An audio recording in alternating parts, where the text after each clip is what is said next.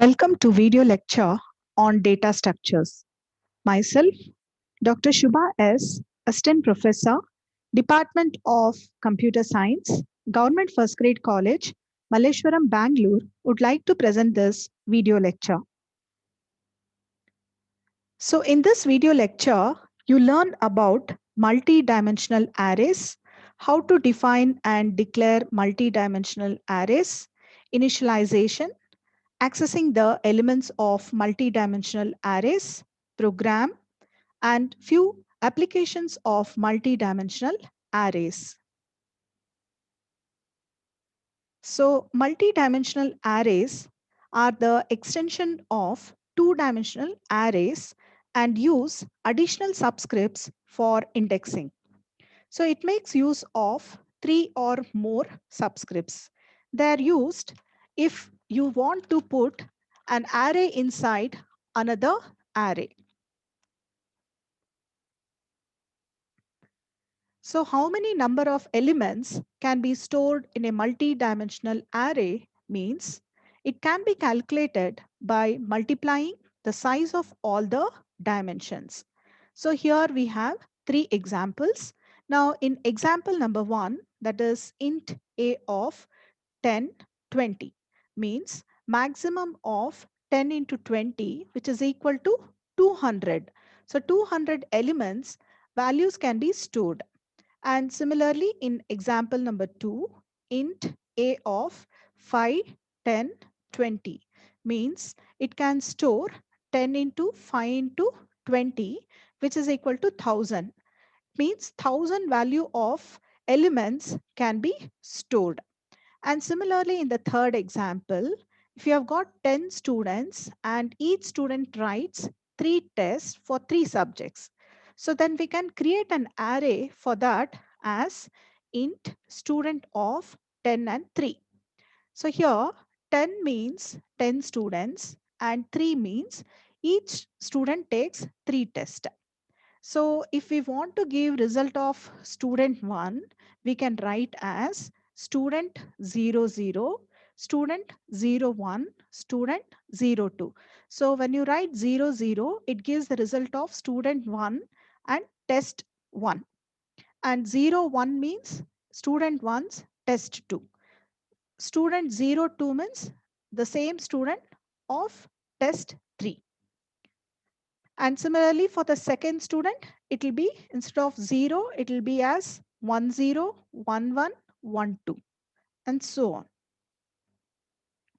So we have seen some of the examples. Here we have the syntax for declaring a multi-dimensional arrays. So data type, space, array name, followed by the sizes of the array dimensions. Now example, we have an array called student with the size 3, 3, and 4. So here the first 3 represents number of arrays and the next 3, 4 represents that each array is of the size 3 into 4 means 3 rows and 4 columns. So you can see in the diagram given here. So student of 000 means it is the first row, first array for a row number 0 and column number 0. That is similarly if we say student of 113. Student of 113 means it means second array and row number 1 and column number 3. So similarly, if you say location of that is student of 210, it means it is the third. So the first index value is representing the array number. Now this is the third array. Since we are starting the array index with 0, 2 means it is the third array. So it is the third array and first row and 0th column. So it is this. Initialization of three-dimensional array. So it is the same as that of two-dimensional array or the one-dimensional arrays. So on the screen, you can see that there are two different methods of initialization. In the first method, int x of 2, 3, and 4. So that means maximum number of elements that can be stored in this array is 2 into 3 into 4, which is equal to 24. So the 24 numbers are being initialized here, 0 to 23.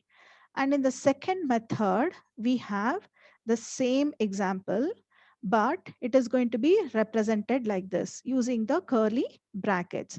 Now the innermost curly bracket is going to represent the first array and the second array, and these two are being enclosed within another curly brackets. Accessing the elements of three-dimensional arrays.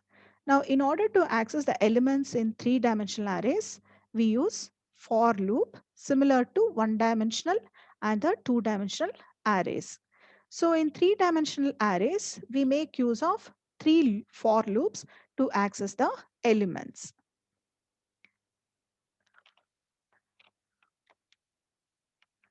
So this is a program to print the elements of three-dimensional arrays. So here we have the variables I, j, and k, which are used for looping purpose.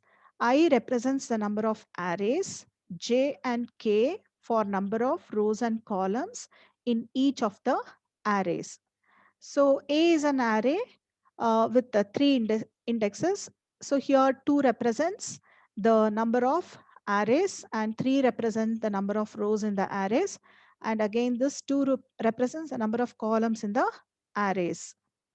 So for I is equal and the array has been initialized with the values, and in the memory we have the values for the array A. Now we have the for loop for I is equal to 0 to I less than 2, I plus plus. Inside this I loop, we have a j loop. The j loop value is starting from 0 to j less than 3.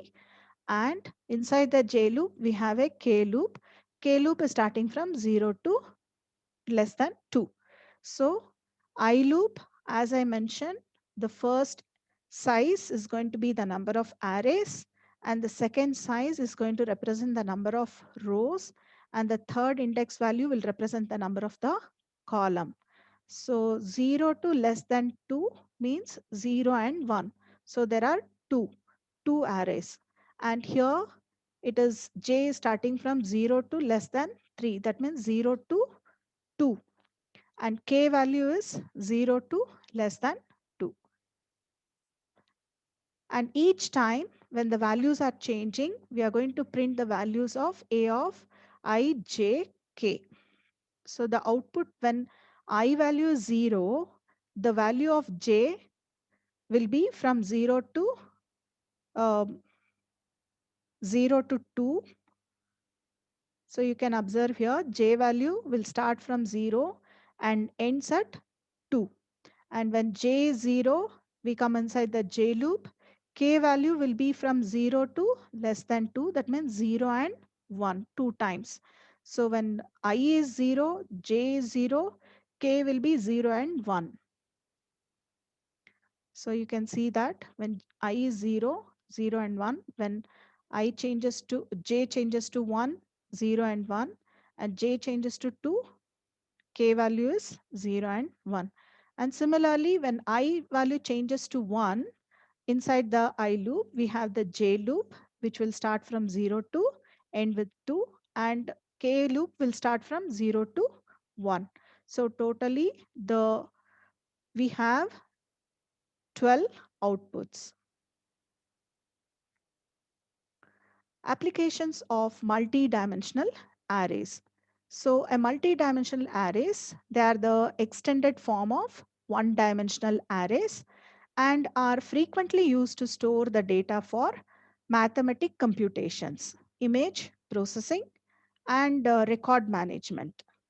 Also, they are used in minimum spanning trees, finding the connectivity between the nodes and the matrix multiplication. Okay, so now that we have come to this end of this video session, I hope you have understood the concepts of the multi-dimensional arrays, how to declare multi-dimensional arrays with few example, and how to print the elements of a multi-dimensional arrays with few applications of multi-dimensional arrays. So in my next video, you learn about matrices and sparse matrices. Thank you for watching.